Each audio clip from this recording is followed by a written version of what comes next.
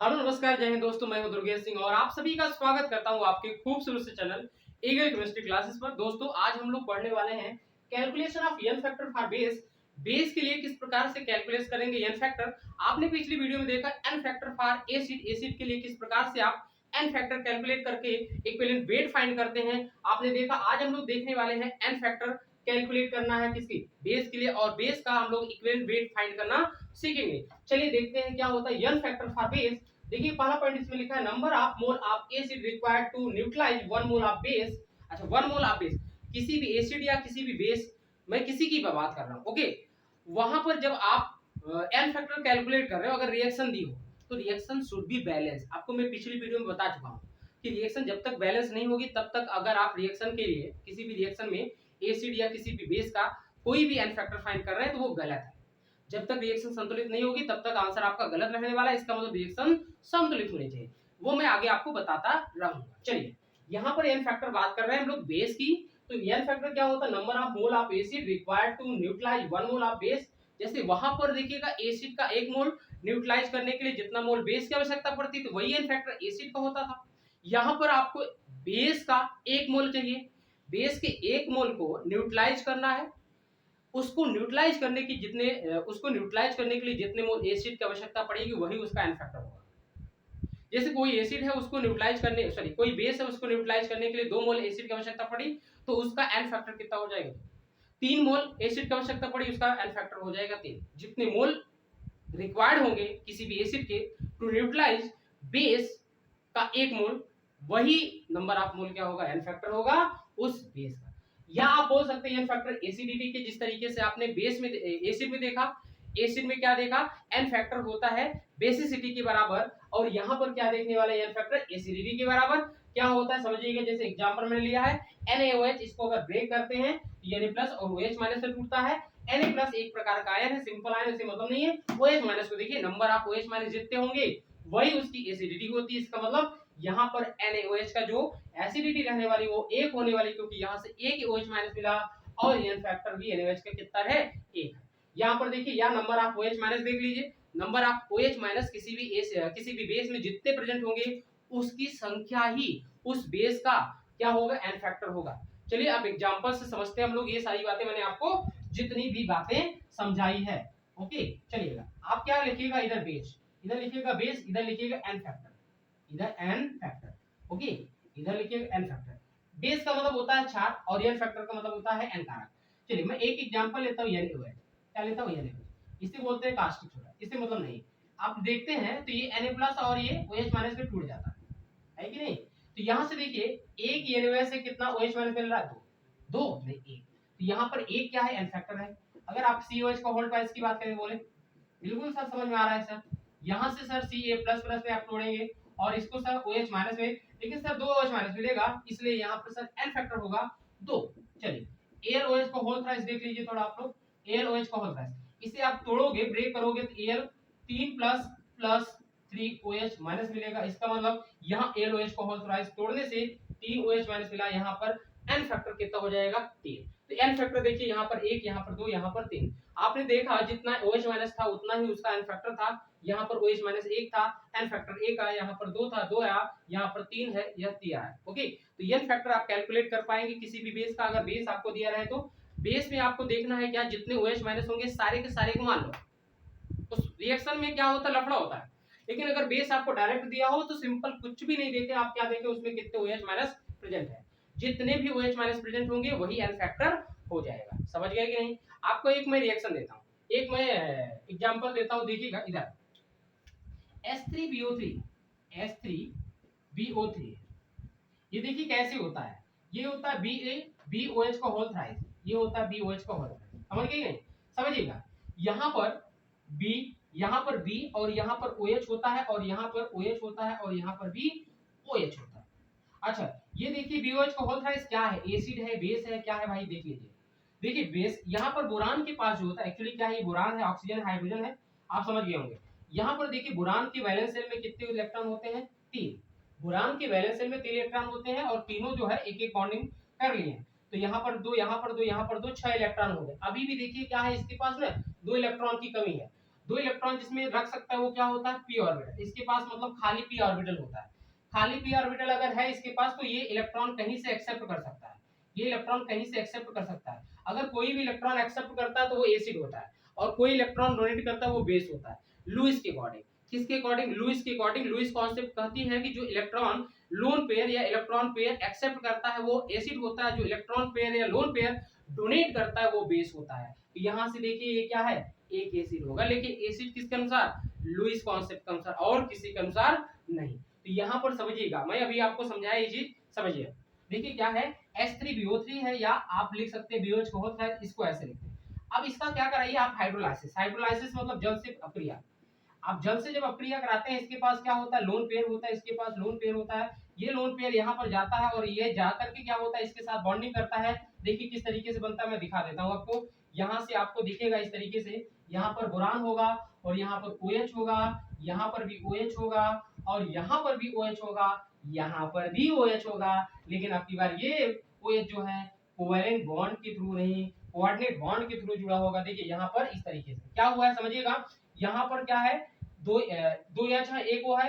अगर इसको आप ब्रेक करना चाहें तो किस में ब्रेक करेंगे, एक OH माइनस और एक H प्लस में। अब ये H प्लस सॉरी ये जो OH माइनस है यही क्या किया है, यही इस बोरान के साथ कोऑर्डिनेट बॉन्ड के थ्रू यहाँ जुड़ गया है और लास्ट में क्या मिला है आपको, H प्लस। कितना H प्लस मिला, एक। तो ये जो है आपका H3BO3 अगर हाइड्रोलाइसिस होता है तो एक H प्लस प्राप्त होता है। तो आपको मैं बताऊं एन फैक्टर आप H3BO3 कितना होता है, 1 होता है। आप याद करके रखो इसे, एन फैक्टर आप H3BO3 कितना होता है, 1 होता है।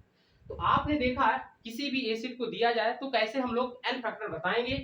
अब हम लोग क्या करने वाले हैं, रिएक्शन देखने वाले हैं। रिएक्शन में किस प्रकार से किसी भी कंपाउंड, किसी भी बेस का कैसे एन फैक्टर कैलकुलेट करते हैं, चलिए देखिएगा। देखिए रिएक्शन के केस में किस प्रकार से हम लोग किसी बेस का एन फैक्टर कैलकुलेट करते हैं। आपको मैंने 3 रिएक्शन दिया है, इसमें समझा दूंगा, आपको किसी भी प्रकार की दिक्कत नहीं आएगी अब एन फैक्टर कैलकुलेट करने के लिए किसी भी बेस के लिए। चलिए आप देखिए इस रिएक्शन को देखिएगा। ये रिएक्शन सबसे पहले आप देखिए संतुलित है, आप देख लीजिएगा। अब देखिएगा यहाँ पर HCl के आगे कुछ भी नहीं लिखा है और यहाँ पर NaOH के सामने कुछ भी नहीं लिखा है। अगर नहीं लिखा तो आप कितना मानते हैं, एक मानते हैं। यहाँ पर भी एक होगा और यहाँ पर भी एक होगा। इसका मतलब सर ये कह रहे हैं आप कि NaOH का 1 मोल है और सर HCl का भी 1 मोल है। इसका मतलब सर ये कहना चाह रहे हैं आप कि NaOH का 1 मोल HCl के 1 मोल के साथ रिएक्शन कर रहा है। तो NaOH का 1 मोल कितने मोल HCl के साथ रिएक्शन कर रहा है, कितने मोल एसिड के साथ रिएक्शन कर रहा है, 1 मोल। तो 1 मोल बेस 1 मोल एसिड के साथ रिएक्शन कर रहा है, तो इसका एन फैक्टर कितना हो जाएगा। यहाँ पर जो NaOH का एन फैक्टर रहने वाला वो कितना रहने वाला है, कितना रहने वाला है, 1। समझ पाए ना। यहाँ पर देख लीजिए थोड़ा, यहाँ पर H2SO को पहली बार रिएक्शन देखिए संतुलित है कि नहीं है, देख लीजिएगा आप लोग। संतुलित है, हालांकि हमने देखा है पहले से। यहाँ पर H2SO4, यहाँ पर 2NaOH, यहाँ पर इसके सामने 1 लिखा है, यहाँ पर इसके सामने 2, यहाँ पर तो इसके सामने कुछ भी नहीं लिखा है, लेकिन मानते तो 1 है ना। इसके सामने 1, इसके सामने 2, इसका मतलब 2 मोल NaOH 1 मोल H2SO4 के साथ रिएक्शन किया। हमको देखना है 1 मोल NaOH कितने मोल H2SO4 के साथ रिएक्शन करता है, वही एन फैक्टर होगा। तो बताएं 2 मोल 1 मोल H2SO4 के 2 मोल NaOH 1 मोल H2SO4 के साथ रिएक्शन किया, 2 मोल NaOH 1 मोल H2SO4 के साथ रिएक्शन किया, 1 मोल NaOH कितने मोल H2SO4 के साथ रिएक्शन करेगा, 1/2। कितना होगा, 1/2। एन फैक्टर यहाँ पर कितना आएगा, किसके लिए, एन फैक्टर किसके लिए, NaOH के लिए कितना आएगा, 1/2 आएगा। कितना आएगा, 1/2। यहाँ पर देख लीजिए इसी तरीके से, यहाँ पर देखिएगा इसके सामने 1 लिखा है, इसके सामने 3 लिखा है, इसका मतलब 3 मोल NaOH को न्यूट्रलाइज करने के लिए केवल और केवल 1 मोल H3PO4 की आवश्यकता पड़ी। तो हमें 3 मोल NaOH को नहीं न्यूट्रलाइज करना है, 1 मोल को करना है। तो 3 मोल को न्यूट्रलाइज करने के लिए केवल अकेला काफी है। तो अगर 1 मोल को करना हो तो बताएं कमी होगा कि नहीं होगा। तो 3 मोल को न्यूट्रलाइज करने के लिए 1 मोल H3PO3 की आवश्यकता पड़ेगी। तो 1 मोल को न्यूट्रलाइज करने के लिए 1/3 मोल H3PO4 की आवश्यकता पड़ेगी। तो यहाँ से बताएं एन फैक्टर कितना हो जाएगा, एन फैक्टर कितना हो जाएगा, 1/3। एन फैक्टर देखिएगा NaOH के ही लिए, NaOH के लिए यहाँ पर कितना 1 आया, यहाँ पर कितना 1/2 है और यहाँ पर कितना 1/3। मतलब अलग अलग रिएक्शन में अलग अलग आपका एन फैक्टर आता है, चाहे वो एसिड हो चाहे बेस हो, कोई भी हो। अगर रिएक्शन बदल रही है तो एन फैक्टर आपका बदल जाएगा। समझ में आया कि नहीं समझ में आया, चलिए आगे देखते हैं। चलिए अब हम लोग देखते हैं साल्ट का किस प्रकार से एन फैक्टर कैलकुलेट करते हैं। अभी तक आपने देखा एसिड का कैसे करते हैं, फिर आपने देखा बेस का कैसे करते हैं, अब आप देखने वाले हैं किसी भी सॉल्ट के लिए एन फैक्टर किस प्रकार से कैलकुलेट करते हैं। तो n factor for salt, N factor for salt क्या होगा समझिएगा। Number of charge, number of charge या total charge, number of total charge, total charge of anion or cation, anion or cation, मतलब किसी भी एनायन या किसी भी कैटायन, किसी भी एनायन या किसी भी कैटायन का जितना टोटल चार्ज होता है वही एन फैक्टर होता है। आप एग्जांपल से बखूबी समझ जाएंगे। आप एग्जांपल देखिएगा जैसे NaCl, NaCl की बात करें, NaCl में दो प्रकार के आयन है, एक तो Na+ है, दूसरा Cl- है। Na+ और Cl- ये कैटायन है और ये एनायन है। अच्छा, एनायन देखिए चाहे कैटायन देखिए, किसी एक को देखिए, ऐसी नहीं कि दोनों को आप देखिए, किसी एक को देखना है। तो यहाँ से देखिए Na+ को देखिए, इसमें कितना चार्ज है, चार्ज कितना है, चार्ज आपका ओनली 1 है, चार्ज कितना है ओनली 1, और +1 -1 उससे मतलब नहीं है। तो ये एन फैक्टर कितना हो जाएगा, यहाँ पर एन फैक्टर कितना हो जाएगा 1। मतलब NaCl का जो एन फैक्टर होता है वो किसके बराबर होता है, 1 के बराबर।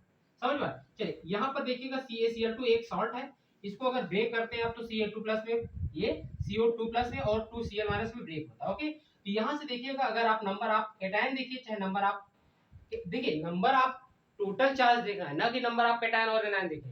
यहाँ नंबर आप कैटायन देखें तो दो एक ही आएगा, नंबर आप एनायन देखेंगे कितना आएगा, 2 आएगा। एक यहाँ पर देखिए नंबर आप कैटायन 1 है, नंबर आप एनायन कितना है 2। हमको उससे मतलब नहीं है, हमको उस पे चार्ज कितना है टोटल उससे मतलब। यहाँ पर देखिए कैटायन पर टोटल चार्ज 2 प्लस का है, एनायन पर भी टोटल चार्ज 2 माइनस का है। कैसे, 1 Cl पर 1 नेगेटिव, 2 Cl पर 2 नेगेटिव, टोटल कितना नेगेटिव 2।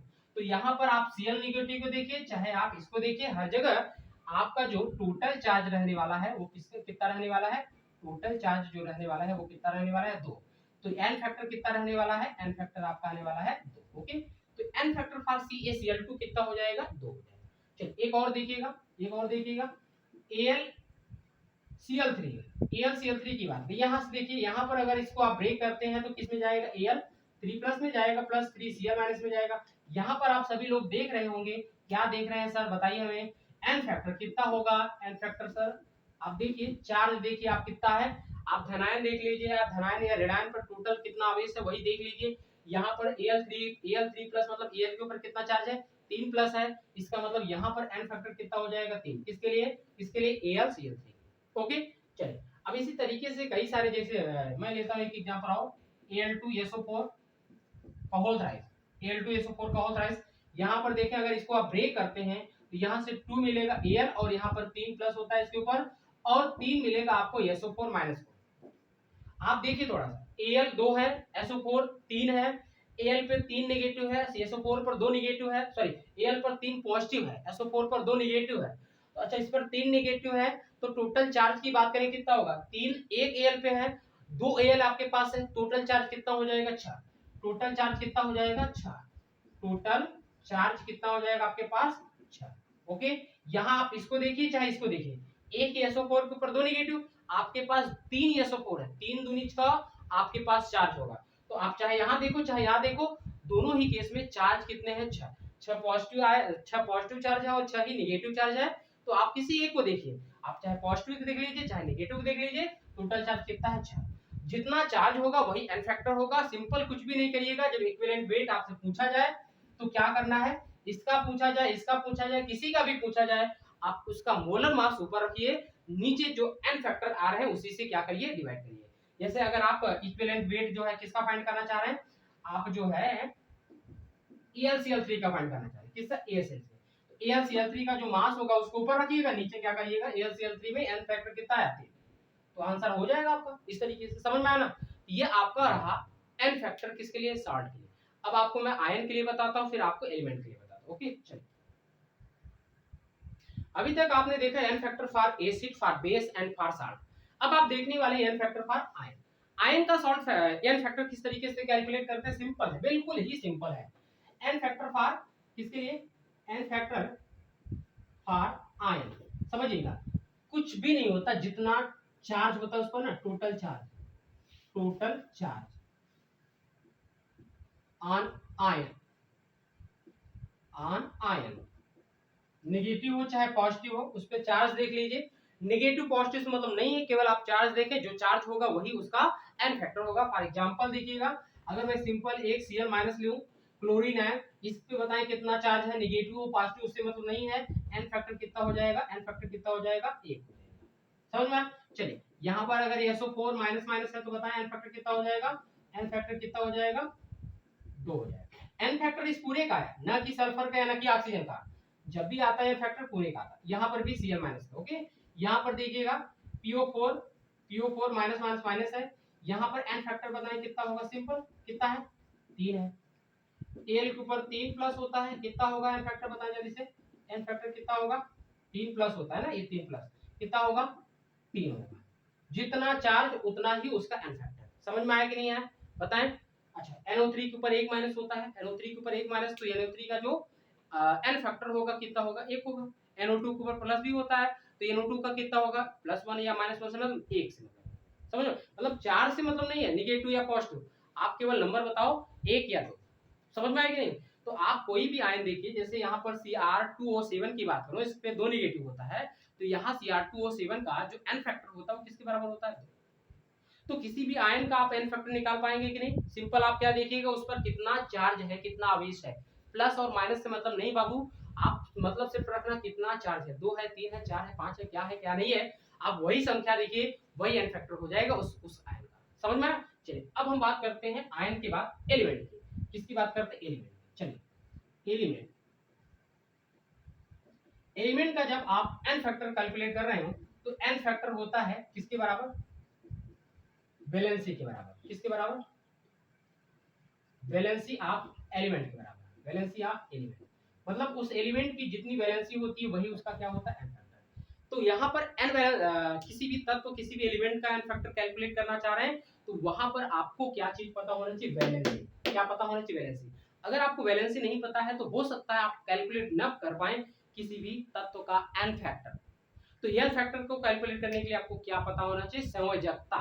चलिए मैं कुछ की बता देता हूँ, जैसे सोडियम की बात करूं, सोडियम की संयोजकता कितनी होती है बेटा, 1 होती है।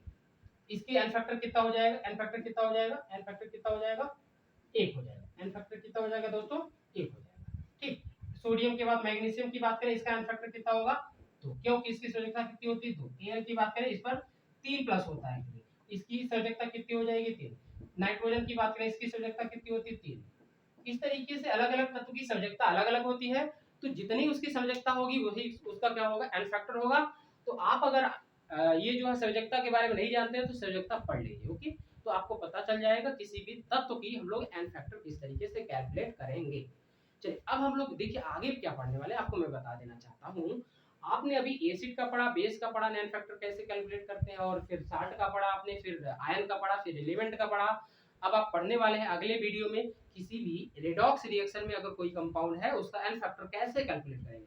रेडॉक्स रिएक्शन हो चाहे रिडक्शन रिएक्शन हो, चाहे ऑक्सीडेशन रिएक्शन हो, चाहे सेल्फ रिडक्शन रिएक्शन हो, सेल्फ ऑक्सीडेशन रिएक्शन हो, चाहे जिस भी प्रकार की रिएक्शन हो, मैं अगले वीडियो में हर एक टाइप की रिएक्शन में एन फैक्टर किस तरीके से कैलकुलेट किया जाएगा वो आपको सिखा के रहूंगा, 100% सिखा के रहूंगा। बस इस वीडियो को आप मन लगा के देख लीजिएगा। जय हिंद दोस्तों, हम लोग मिलेंगे अब अगले वीडियो।